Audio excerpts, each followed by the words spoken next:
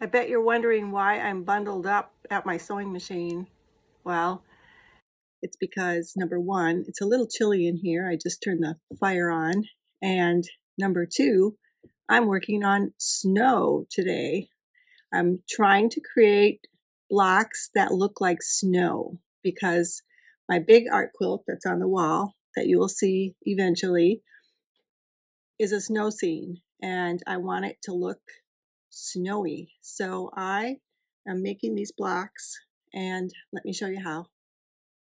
The first thing I did was grabbed a bunch of snowy colored fabrics, cut them into strips and chunks, and then I cut foundation squares out of the snowiest fabric I could find. Now I'm not sure what they call this in the real quilting world. I think maybe string quilting or something like that. Essentially, you're laying your strips and your scraps right side down onto the foundation block, and then you sew and flip the piece over, finger press, and then you just keep working out. Now you will leave as much or as little of the foundation block showing, and I try to vary it as I go because I'm making snow.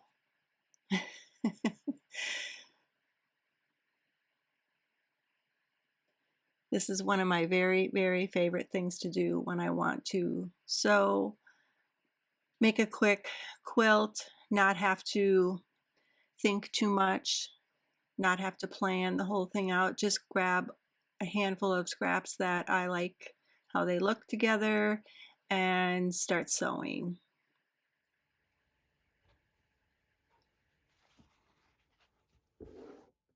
Right sides together, Jamie. There we go.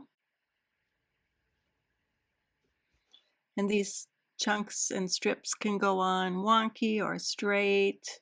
They can be skinny, they can be fat. No rhyme or reason, really, just get them down. And yes, this quilt is a bit heavier when it's done because you have double layers of fabric in most places. Personally, I like a nice heavy quilt, so it's right up my alley. So I have one little corner there to cover. You can see how this can just go any which way. You just want to make sure the block is covered completely from the seam where you started all the way to the edges, all the other edges. And you can press as you go. You can press every single seam if you want, other than finger pressing. Sometimes I do, sometimes I don't. Depends on how I feel. And now I am just trimming the block to the foundation block size. In this case, it was 6 inches. I'm not really trimming the foundation block, I'm just trimming the extra strips that I added.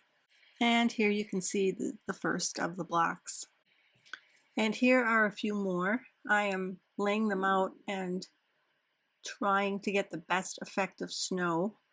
So when the angles come together, certain ways it looks more geometric, and then certain ways it looks more like there's a flow to it.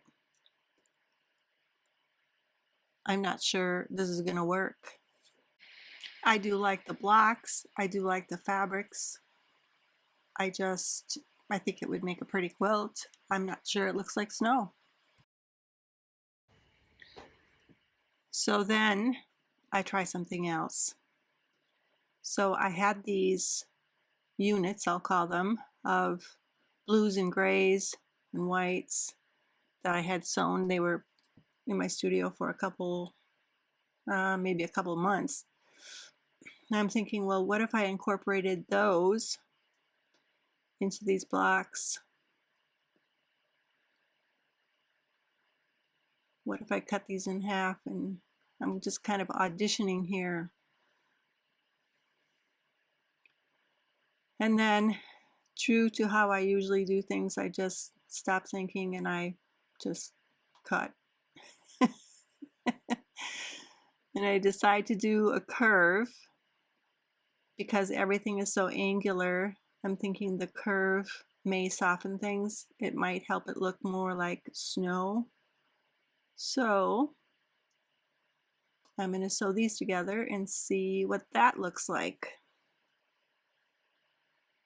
I'm just doing this without pinning, just sew it and then trim the edges. Because there's no seam allowance in cutting those curves, this is the improvisational way of doing the curves. But I'm kind of liking this.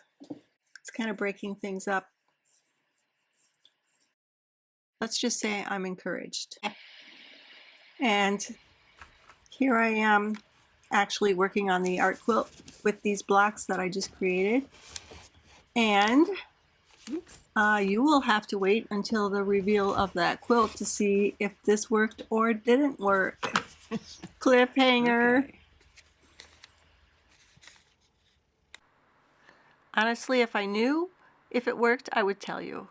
But because my art quilt is not done yet, I don't even know if it worked. So I would suggest subscribe, hit the little bell so you get the notification. When I post it, you'll be the first to know. Thanks, everyone. Bye for now.